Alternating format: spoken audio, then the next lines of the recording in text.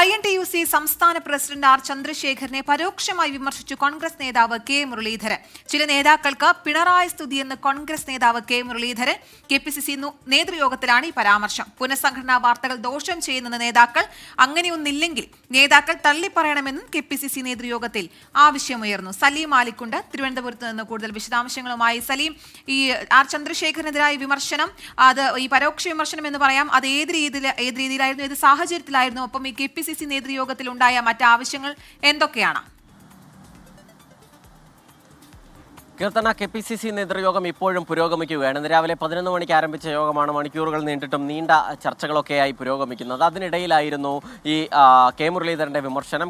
ചില നേതാക്കൾക്ക് പിണറായി സ്തുതി എന്നുള്ളതായിരുന്നു കെ മുരളീധരന്റെ വിമർശനം. അത് ആർ ചന്ദ്രശേഖരന്റെ പേരെടുത്ത് പറഞ്ഞിട്ടല്ല എങ്കിൽ പോലും ആർ ചന്ദ്രശേഖരനെ തന്നെ ലക്ഷ്യം വെച്ചായിരുന്നു. നേരത്തെ ഇതുമായി ബന്ധപ്പെട്ട കെ മുരളീധരൻ പരസ്യമായി തന്നെ ആർ ചന്ദ്രശേഖരനെ തള്ളിപ്പറയുന്ന സാഹചര്യം ഉണ്ടായിരുന്നു.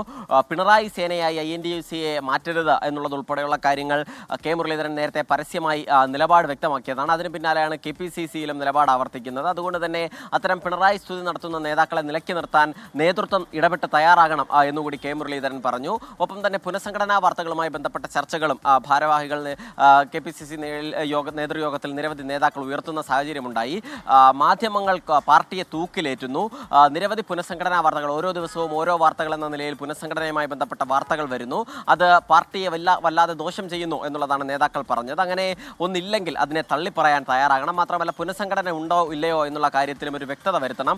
ആ കാര്യത്തിൽ വ്യക്തത വരുത്താത്തത് കൊണ്ടും ഒരു പൂർണ്ണ പുനഃസംഘടനയോ ഭാഗിക പുനഃസംഘടനയോ ഉണ്ടോ എന്നുള്ള കാര്യം അന്തരീക്ഷത്തിൽ നിൽക്കുന്നത് കൊണ്ടുമാണ് ഓരോ ദിവസവും ഓരോ വാർത്തകൾ വരുന്നത് എന്നുള്ളതും നേതാക്കൾ തന്നെ വിമർശിക്കുന്നു. അതുകൊണ്ട് അക്കാര്യത്തിൽ ഒരു തീരുമാനം ഉണ്ടാകണമെന്നും പറയുന്നുണ്ട്. അഹമ്മദാബാദ് സമ്മേളനവുമായി ബന്ധപ്പെട്ട അജണ്ട, സംസ്ഥാനത്തിന്റെ അജണ്ട തീരുമാനിക്കുക എന്നുള്ളതായിരുന്നു ഇന്നത്തെ KPCC നേതൃയോഗത്തിന്റെ പ്രധാനപ്പെട്ട കാര്യം. ഒപ്പം തന്നെ മറ്റ് സർക്കാരിനെതിരെ സ്വീകരിക്കേണ്ട സമരപരിപാടികൾ, മുതലപ്പുഴയിൽ എടുക്കേണ്ട നിലപാട് ഉൾപ്പെടെയുള്ള വിവിധ വിഷയങ്ങൾ യോഗത്തിൽ ചർച്ച ചെയ്യാം. അത് ഉൾപ്പെടെയുള്ള എല്ലാ കാര്യങ്ങളും യോഗത്തിന് ശേഷം ഇന്നൊരു വാർത്താക്കുറിപ്പിലൂടെയോ KPCC അധ്യക്ഷന്റെ വാർത്താ സമ്മേളനത്തിലൂടെയോ എന്താണ് ആ യോഗത്തിന്റെ പ്രധാനപ്പെട്ട അജണ്ട ഉണ്ടായത്, എന്തൊക്കെ തീരുമാനങ്ങളാണ് ഉണ്ടായത് എന്നുള്ളത് അറിയുകയും ചെയ്യാം. കീർത്തന.